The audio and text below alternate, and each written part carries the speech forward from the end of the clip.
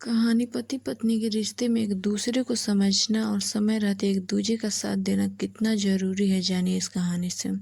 यह कहानी पत्नी की ओर से पति के समझने या समझे जाने पर जो महसूस करती है पत्नी, उसे पति ने जब जाना तब बहुत देर हो चुकी थी।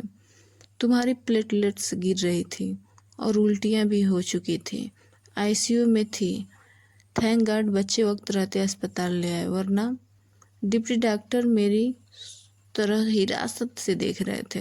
मैं किसी अजनबी सा शून्य में खो गया। तुमने कभी अपनी बीमारी, दर्द, तकलीफ को मेरे सामने नहीं दिखाया और ना ही काम करने में लापरवाही की, और मैं यही समझता रहा कि सब ठीक है। शादी के बाद से ही तुम्हारी यह सपनों को मुट्ठी में कैद करने की बातें मुझे बचकानी, बेबुनियादी लगती। रियल लाइफ से दूर की बातें।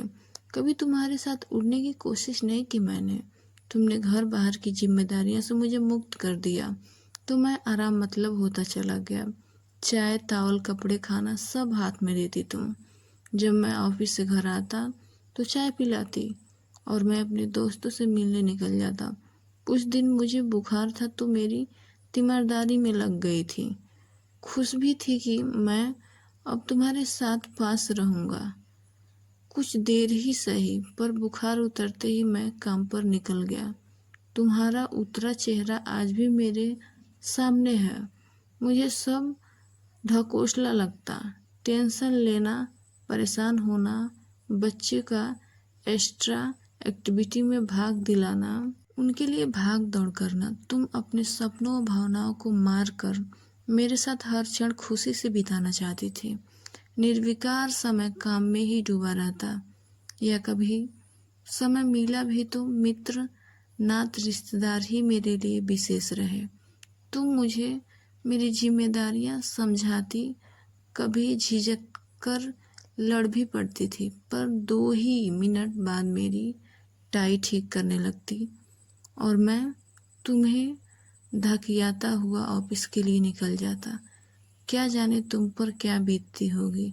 जब तुम छुट्टी वाले दिन मेरे सिर की तेल मालिश करती तो मुझे अपनी किस्मत पर नाज होता, लेकिन तुम्हारी चाट की फरमाइश पर तुम्हें चटोरी बोल दिया था और वे तुम्हारी आखिरी फरमाइश साबित हुई।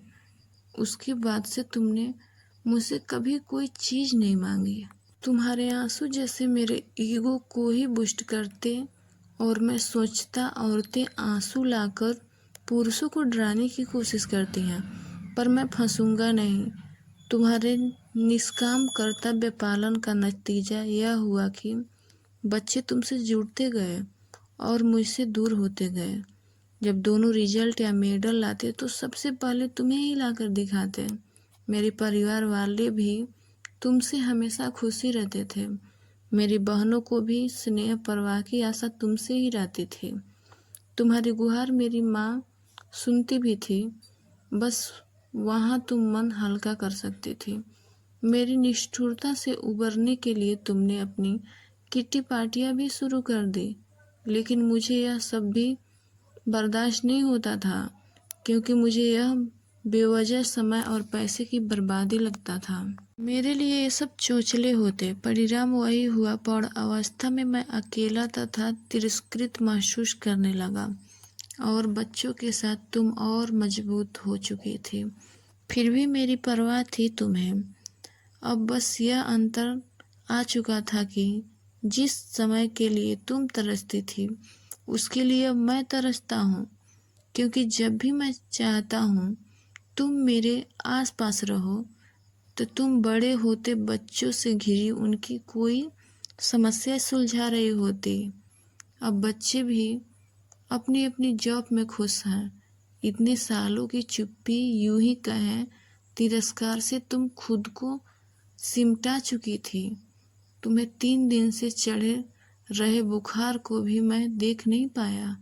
वह जब रविवार को बेटा घर आया तो उसने तुम्हें एडमिट करवाया। अब तो बच्चे को भी मैं हर पहल को उनकी माँ को नजराने लगा हूँ, या यूँ कहूँ तो नजराने वाली वस्तु लगने लगा हूँ। लेकिन मैं जानता हूँ कि तुम मुझे अकेला छोड़कर नहीं जाओगी। जिंदगी भर मैं खुद को तृप्त समझता रहा और तुम तृषित रही। आज मैं तृषित हूँ, तुम तृप्त दिखाई दे रही हो। मेरी ये कहानी आप लोगों को कैसी लगी? अगर अच्छी लगी हो तो सब्सक्राइब प्लीज़ और शेयर ज़रूर करें प्लीज़।